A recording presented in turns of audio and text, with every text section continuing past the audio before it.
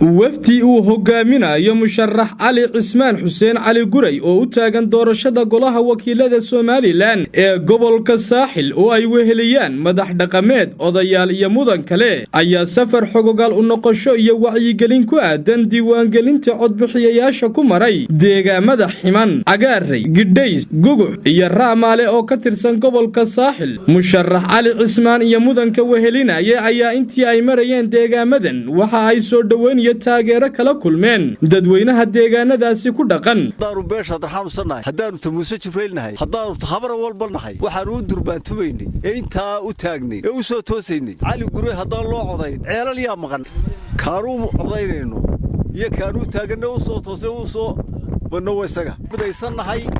waa midaan ku tashanay. halkan waxa jooga ummad awal bari la yiraahdo iyo arab oo fara badan. musharaxa waxaan leeyahay inaad codka Axmed Xasan una ka doonine Muuse Jibriil iyo arabba martibaad ugat waana ku siinaya waan soo dhaweynaya waan leeyahay musharax balyeynina waana ku qaadanay codkana waa ku siinayna amarka Ilaahay baa la ficilkana aadmigaale. waxaan anigu aan leeyahay war weyn musharaxyada la kala reebo oo ragga wax qabanaya aynu doonano oo aynaan lacagta eriyan oo aynaan xigta eriyan أنا آدي آد بان كسودو وين الناس قام فرن بان كسودو وين الناس مدحضة شرفت له وهجامين أيوه حلدبان علي عثمان وحنا نكسودو وين الناس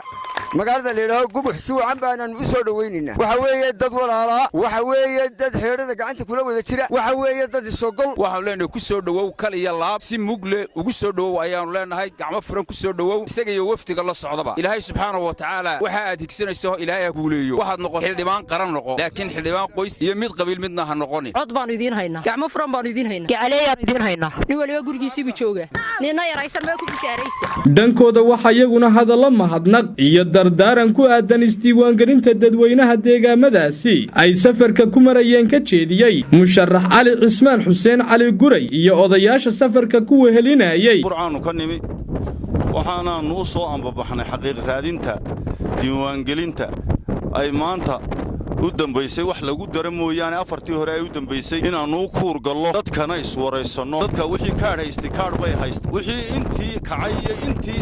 maalinta ka habsaantay waxaanu leenahay barbarkay ka baxdaa waa bakayla qaleen ta markaad kaad haysato ayaad cid ugu hiilin kartaa waxaanu idin faraynaa oo idinku adkaynaynaa inaad kaadka qaadataan oo meel kasto oo dadku ku jira ka keentaan guri marka hore burcu iskuulka hoose dhexe ka sare kaga baxay markii dambana askartiisiyaad bare ee qirka loo jiray saraakiisha iliska ka abo markii dambe xabadu dhacdayna qorigii SNM raggii qaatay buu ahaa ilaa uu ku xoreeyay kii dambana ganacsadu noqday iminkana siyaasadda ayuu in badan ku soo waa nin idin yaqaana waa nin ma taqaanin waa nin idin garanaya ninkaasaanu idin wadnaa allagu waxaanu idin wadnaa musharax cali cismaan xuseen oo u sharaxan golaha baarlamaanka aasaanu idin wadnaa banala qaadateen